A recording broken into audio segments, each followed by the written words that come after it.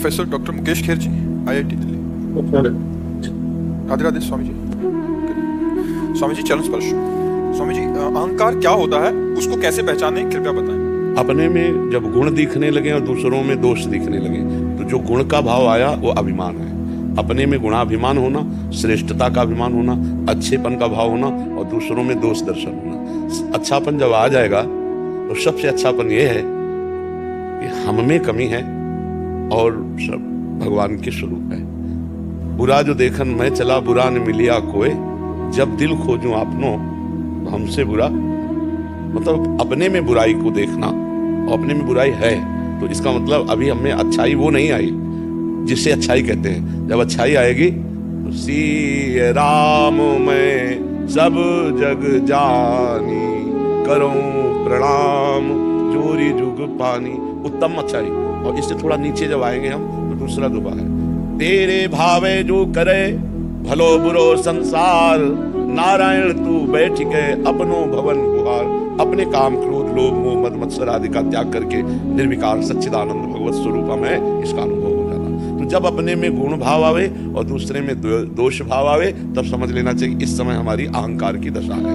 हर समय नहीं रहती। जैसे काम है, क्रोध है, लोभ है, तो मद है, ये हर समय नहीं रहते। भगवान ने कहा है कि आगमा पाइनो अनित्यास्तास्ति तिक्षस्व भारत, मात्रा स्पर्शात तो कौनते ही शीतोष्ण सुख दुखदा आगमा पाइनो, ये आने जाने वाले हैं।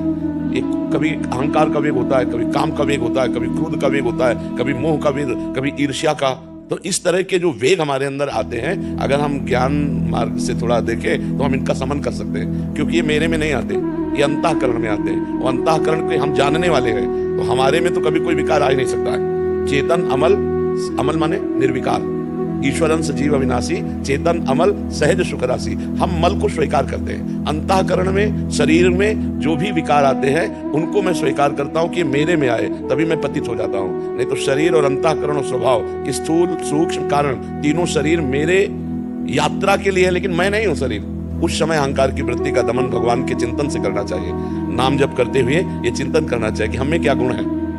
एक से एक महापुरुष हुए हैं, एक से एक भगवान के परमहंस जन हुए हैं, भगवान के बड़े दाता हुए हैं, बड़े राजा ऐसे हुए, चक्रवर्ती सम्राट, शास्त्रों यज्ञ करने वाले बड़े। हमारा क्या गुण है?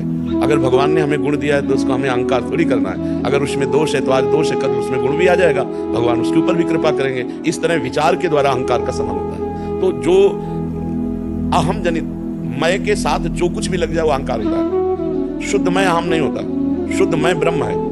जो मैं केवल है वो ब्रह्म है और मैं के साथ जो भी जुड़ जाए उसे अहंकार कहते हैं। जैसे मैं पुरुष तो आपको देहाभिमान पुरुषत्व का है, मैं के साथ जो जुड़ा वो अहंकार पुष्ट कर देगा। पुनर्जन्म जन्मा जन्मा ही प्रभुता पाई जाए।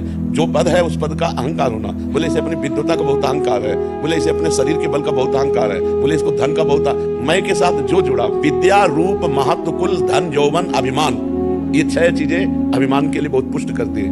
विद्या का अभिमान, रूप का अभिमान, जाति का अभिमान, कुल का अभिमान, समाज में महत्व का अभिमान, धन का अभिमान, ये सट कंटक देखे जहां रहा न भक्ति निदान। ये 6 प्रकार का अहंकार जहां जागृत होता है वहां भक्ति महारानी कदम भी नहीं रखती है। वो केवल स्वांग करेगा संसार के जाने के लिए। शुद्ध भक्ति वहां प्रकाशित नहीं हो सकती जहां अहंकार। एक बार बाणासुर अपनी 2 भुजाओं से ताली बजा रहा था, भगवान शिव तांडव कर रहे थे। तो भगवान ने देखा ताल पे ताल मिला के बजा रहा है तो 1000 भुजाएं दे दी, शास्त्र बाहु दे दिया। बाणासुर के पास 1000 भुजाएं भगवान शिव ने दी। अब 1000 भुजाओं की चुलबुली जिस पर्वत पे मारे चूर कर दे, कोई योद्धा लड़ने वाला नहीं। तो अब अहंकार आ गया कि मेरे जैसा कोई वीर नहीं। तो भगवान शिव के पास जाके कहा, जगत गुरु आपके सिवा कोई हमारी भुजाओं की खुजलाहट नहीं मिटा सकता, आओ। हंस दिया, इसलिए दिया कि हम ही ने तो पाला पोषा, बल दिया और हम ही से भुजाएं ठोकरा है। बोले हमारे जैसे बलवान के द्वारा तुम्हारी भुजाओं की खुजलाहट मिटा दी जाएगी। तो जब उषा और अनिरुद्ध जी का प्रेम संबंध हुआ तो भगवान श्री कृष्ण ने चढ़ाई की और फिर सब भुजाएं सुदर्शन के द्वारा। तो जब 4 रह गई तो भगवान शिव आगे आके खड़े हुए। बस तो कहा, प्रभु हम तो आपकी आज्ञा का पालन ही कर रहे हैं। तो अहम इतना प्रबल है कि अपने गुरुदेव से भी ताल ठोक सकता है। उन्हीं के द्वारा दी हुई विद्या से उन्हीं को नीचा दिखाने की कोशिश कर। अहम बहुत विचित्र है और बड़ा सूक्ष्म है। और अहम जिसके अंदर जागृत होता है वो जान नहीं पाता। वो वही जान पाता है जो भजन कर रहा है। भजन कर रहा है तो बीच में भजन आप बताता जाएगा।